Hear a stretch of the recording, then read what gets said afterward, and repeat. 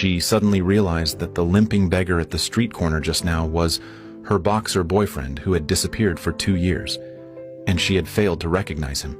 She frantically chased out the door, running back the way she came, but no matter how hard she searched, she could never see that familiar figure again.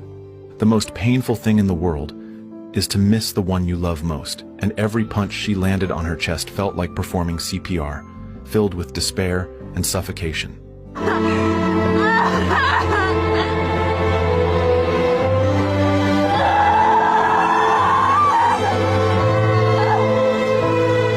Their acquaintance began in a security booth on a rainy night. The man was intently watching a boxing match when the door was suddenly pushed open by a strange girl. She sat down naturally and stuffed all the food from her pocket into the man's hands. Cheol-min was puzzled at first, but he soon noticed that the girl's eyes stared straight ahead when she spoke. It turned out she was blind. 누구세요? 할아버지는요? 오늘 그만두셨는데? Jung-hwa felt a bit downhearted. She explained that she used to come here often to keep her grandfather company, and as she spoke, she put the food she had offered back into her pocket. After apologizing, she awkwardly touched the back of her head and quickly got up to leave. But the heavens intervened, as increasingly heavy rain blocked her way. Watching Jung-hwa stalled outside the window, Cheol-min hesitated briefly before stepping forward to invite her back into the security booth. He changed the TV to Jung-hwa's favorite channel. Turning his head casually, a pure and sweet smile met his eyes, and for a moment he was utterly captivated. Realizing she might have noticed, he hurriedly averted his gaze. As the rain lessened before Jung-hwa left, she handed Cheol-min the gimbap she had made and instructed him to take care of the night-blooming jasmine in the corner. Cheol-min didn't speak, but for the first time in his broken and dim life, anticipation and light appeared. That night, Cheol-min chewed the gimbap heartily, not forgetting to sprinkle some in the water to share with his only companion, the little turtle. For Jung-hwa, that security booth was also a haven. Because she had a beautiful face, she was often subjected to inappropriate advances from her boss, and for the sake of making a living, she could only choose to endure it repeatedly. The old grandfather and the TV in the security booth had been her only way to ease her mood. Although the grandfather was gone now, being blind, she could still keenly sense that this man meant no harm. So the next night they sat together again. Cheol-min opened the door, and again saw Jung-hwa sniffing hard before pushing open the window on the other side. So, under the table, those sweaty feet in socks quietly slipped into shoes. For the first time, he who never paid attention to details began to care about his image. While answering Jung-hwa's questions, he unconsciously curled his feet back, but the unpleasant smell persisted, forcing him to go outside and clean himself thoroughly again. Before parting, he handed the lunchbox back to Jung-hwa and gave her a few peaches in return. Jung-hwa was very happy and reached out her hand to express her thanks.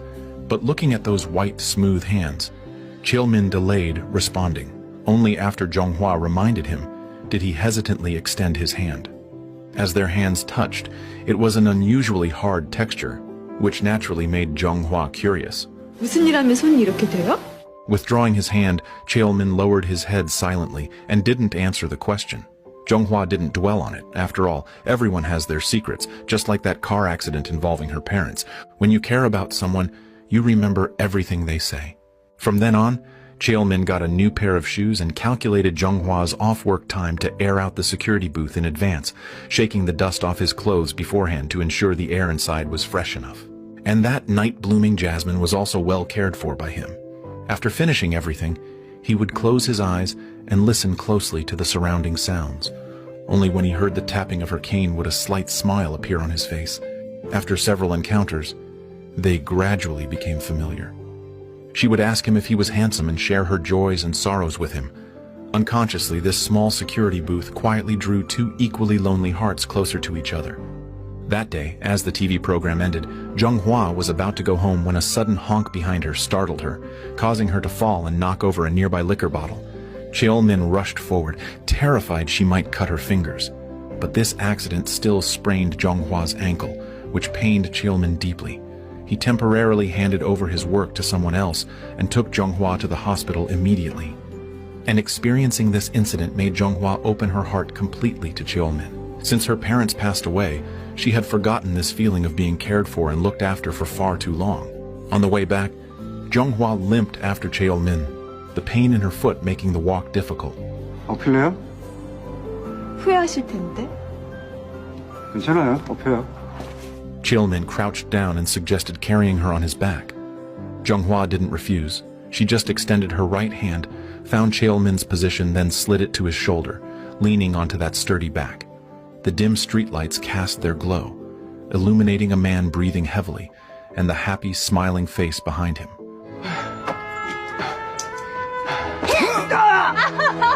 The sudden accident made the already endless flight of stairs seem even longer. Upon reaching Zhonghua's doorstep, Cheolmin was already gasping for breath, completely exhausted. After a short rest, he went inside the room and helped Zhonghua find the cause of the drain clog. Pulling out the obstruction, it turned out to be a girl's intimate garment. Zhonghua snatched it away, stammering awkwardly. Before he left, Zhonghua pulled out 2 concert tickets and asked tentatively, 다른 사람 줘요. 나 음악 같은 거 잘 몰라요. 같이 갈 사람도 없고. 같이 가줄까요? Stepping out of the room, Cheolmin couldn't hide his joy. He bounded down the stairs happily, completely forgetting his legs had been weak moments before. Zhonghua felt the same way. She was filled with anticipation for their first official date.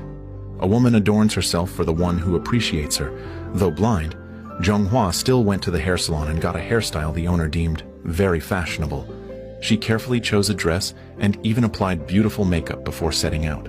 Pushing open the door, Cheolmin had been waiting for a while. Upon seeing Zhonghua's new hairstyle, he froze for a second, then smiled slightly. The sunshine was bright, and the girl before him seemed like a flower, lovely and shy. To the music, Cheolmin's gaze never left Zhonghua. As an orphan, he felt blessed by heaven for the first time having met such a girl. In the restaurant, Zhonghua shared many stories about her past, but when accidentally mentioning her parents, a hint of unnoticed wetness and guilt flashed in her eyes. Cheolmin saw it but didn't press further. 그럼 옛날엔 뭐 했는데요, 젊었을 때는? 혹시 나쁜 짓 많이 하고 막 살고 막 그랬어요? 남의 일에 원래 그렇게 관심 많아요? Noticing the coldness and warning in Cheolmin's words, Zhonghua suddenly felt disappointed. The glass slammed heavily on the table made her joyful heart plummet to rock bottom. 어떤 줄 알아요? 나 그런 거 몰라요. Cheolmin's several barbed replies left Zhonghua utterly disappointed. She made an excuse and hurriedly got up to leave.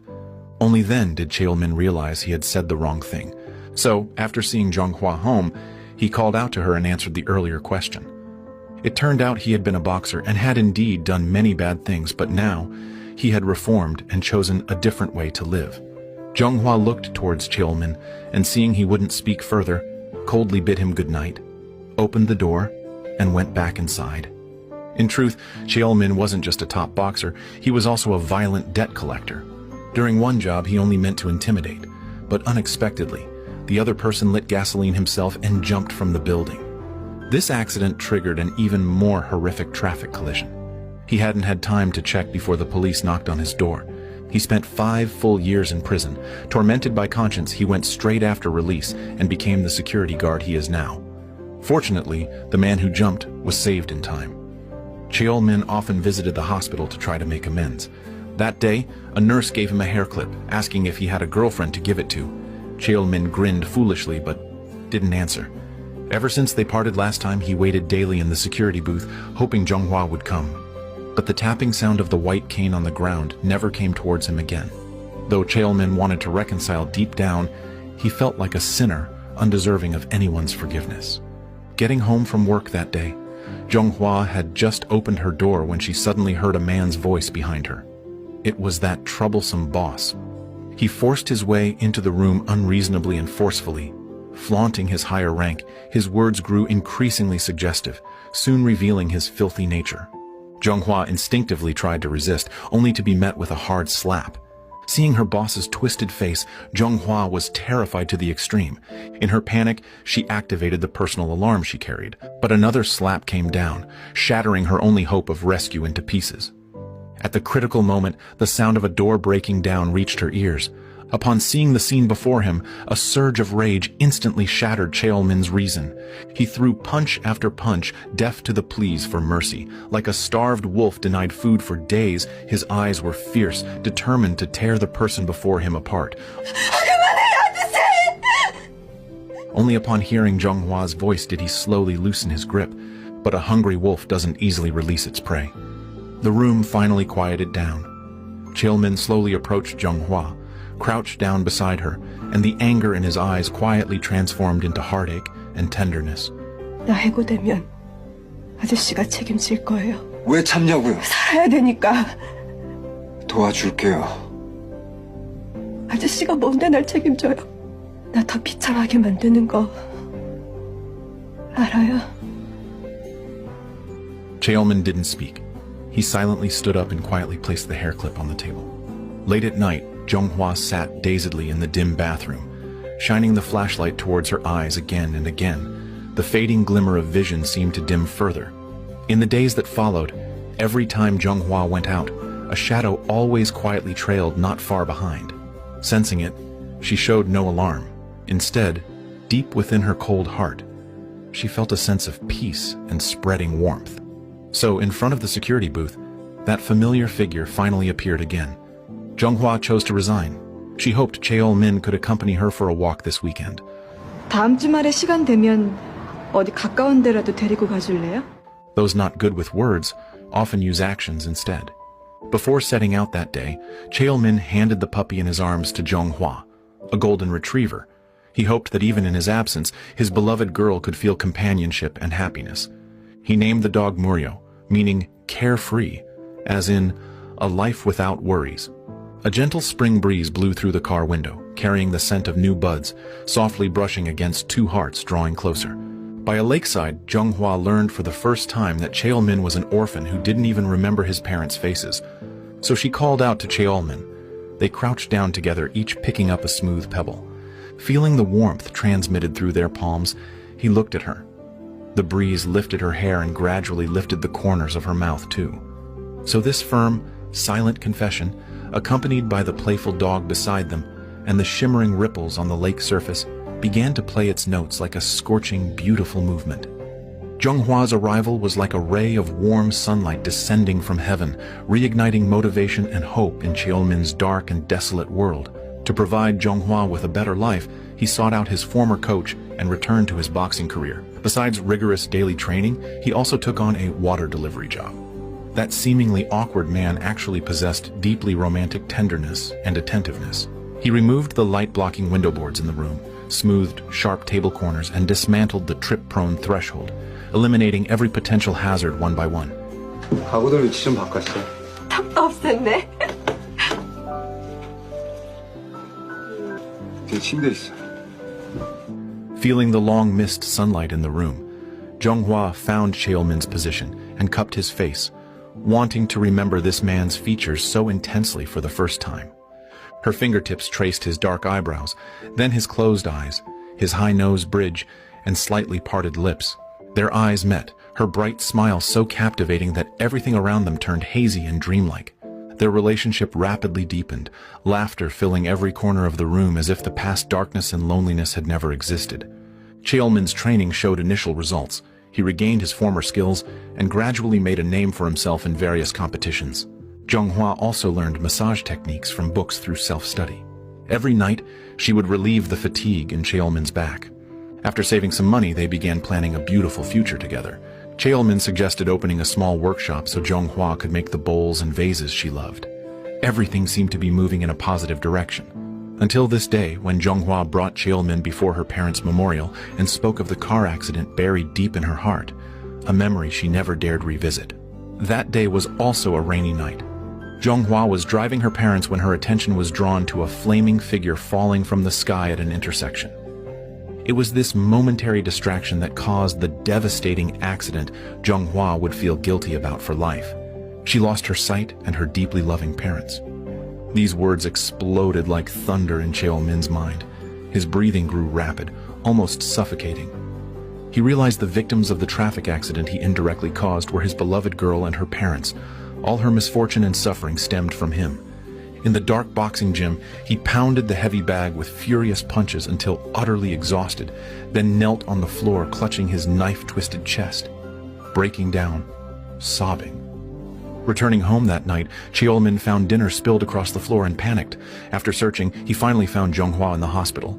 Seeing her smile towards him, Cheolmin turned away, losing all courage to meet her gaze.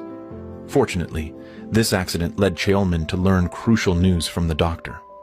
Jonghwa's eyes still had a chance for treatment, but it must happen within a month, or she would become completely blind. This meant Cheolmin needed to earn a large sum quickly to cover the expensive surgery costs. He went to a nightclub and found Taesik, a man with underworld connections, who agreed to give him the money on one condition: fight in an underground boxing match. Cheolmin knew the dangers but agreed without hesitation for Jonghwa's sake. That day, Cheolmin stopped Jonghwa, lying that he had substantial savings and brought up the eye treatment. But for Jonghwa, her current life was satisfying, and she felt deep guilt over her parents' death, believing her blindness might be a form of atonement. 나 안 보고 싶어? 우리 애기 얼굴 안 보고 싶어? Persuaded by Cheolmin, Jonghwa finally stopped refusing. She too longed to see the face of the man she spent every day with. Underground fights often involved death and retaliation. To protect Jonghwa, Cheolmin destroyed all traces of his identity. He then went to the hospital, staying by Jonghwa's side without leaving as her surgery approached the next day. Before surgery, Jonghwa reached out to touch Cheolmin's cheek, making him promise they'd see each other soon. Only after he agreed did she turn towards the operating room. After just 2 steps, she turned back to remind him once more. 밖에 있을 거지? 자긴 어딜 가? 갈 데도 없어. Seeing how deeply Jonghwa relied on him now, Cheolmin's eyes filled with worry and reluctance. He had no confidence about that underground fight. This goodbye might be their last. Cheolmin soon arrived overseas, assuming a new, untraceable identity. After twists and turns, he entered the death-filled arena. Staring at the massive steel cage before him, he felt nervous and scared for the first time. He feared the girl waking in the hospital would never find him again. A sharp clang signaled the start of the brutal fight. His opponent was the arena's reigning champion, physically stronger and merciless. Within rounds, Cheolmin was overpowered. His punches lacked force, while the opponent's strikes were lethal. Agonizing pain blurred Cheolmin's consciousness. Luckily, the overconfident opponent revealed an opening at a critical moment. Cheolmin seized it, mustering his last strength to land a critical strike. But this victory made him enemies among those who lost money betting against him. Unprepared, he was struck by a speeding car shortly after leaving the arena, followed by waves of piercing pain. On the cold ground, only tears from the corner of his eye could convey his apology to the girl far away. Jonghwa's surgery was a complete success, yet not a trace of joy could be seen on her face, because the man who had promised never to leave had vanished from her life as if into thin air. Even the police could find no trace.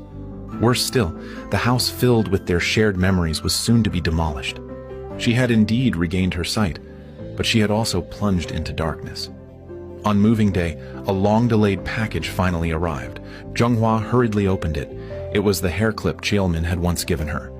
Following the return address, she went to the hospital and found the man scarred by fire. This was precisely Cheolmin's intention. The night before Jonghwa's surgery, he had considered confessing everything about the accident, but he lacked the courage to speak, terrified she might abandon the eye treatment if she knew the truth. So he could only let the full truth emerge through the person involved. Jonghwa's eyes welled up instantly. The harsh reality stabbed her heart like a sharp blade. She went to the lakeside where they had pledged their love and sat for a very long time.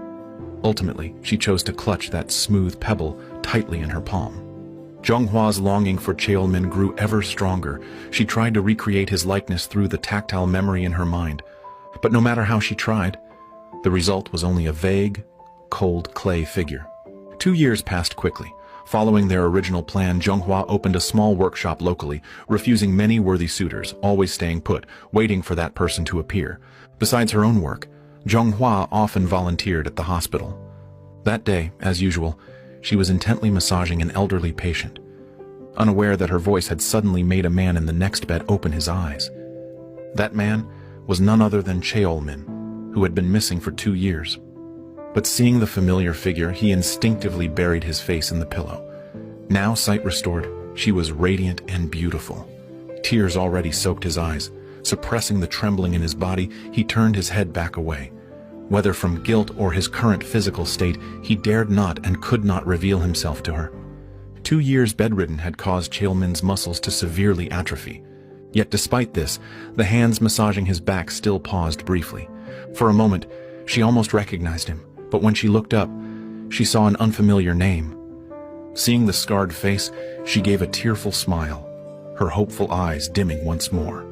Only after Zhonghua left did his right hand, clenched until white, slowly relax its grip, and his throat, taut as a string, began to convulse uncontrollably. After recovering somewhat, Cheolmin visited her workshop while Zhonghua was out. He bought a night-blooming jasmine plant, and while the clerk was distracted, quietly took his little turtle. To avoid burdening Zhonghua, he decided to leave this place for good. But the grown-up Muriel had not forgotten its master. Cheolmin was knocked down by Muriel, and Zhonghua, following closely, ran over, helping him up and apologizing. Looking at the familiar face, Cheolmin smiled and shook his head, then hurried away into the distance. At that moment, Muriel grew restless, staring in the direction its master left, wagging its tail and barking anxiously. Perhaps only Muriel knew how heartbroken and reluctant Cheolmin was at that moment. Soon, Zhonghua returned to the shop and suddenly noticed the little turtle on the shelf was gone. She asked the clerk, who didn't know either. Puzzled, she heard Muriel still barking persistently behind her. Looking intently, it was towards the direction that man had gone. Suddenly, as if realizing something, tears sprang to her eyes, and her heart began pounding violently. In that moment, Zhonghua finally realized the sallow-faced, emaciated man in the hospital, the one easily toppled by Muriel, was none other than her boxer boyfriend, the man she had longed for day and night. She rushed out the door, running in the direction he had left, a flood of bitter sorrow choking her throat, allowing only broken, gasping sobs to escape. Amidst the crowd, the man who had lit up her entire world vanished once more into darkness.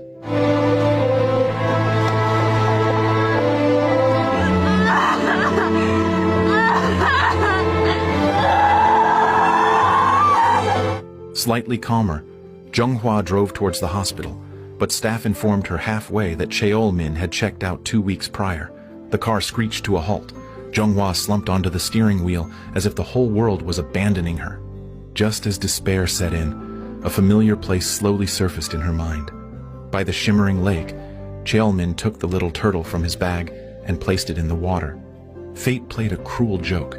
This was his only way to say goodbye to his beloved girl. The dead tree where they once sat side by side had long vanished. In its place were tables and chairs someone had left there. Cheolmin approached and was immediately drawn to the braille message etched on the surface. It was precisely the message Zhonghua had left. 아저씨 내가 그랬잖아요. 눈 뜨면 아저씨 얼굴만 보겠다고. 근데 왜 하루 종일 내 얼굴만 보게 만들었어요? Cheolmin slowly turned around, summoning immense courage before gently lifting his gaze towards the tear-streaked girl. But as Zhonghua drew nearer, the determination and resolve in her eyes still made Cheolmin instinctively want to retreat.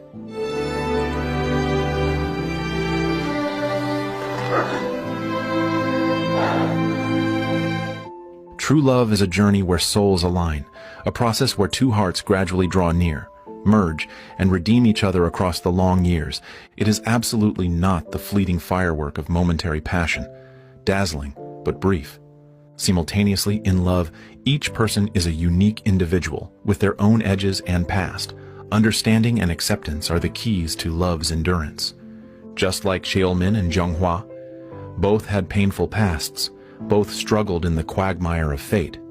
Yet facing adversity, they chose to understand each other's pain and accept each other's imperfections.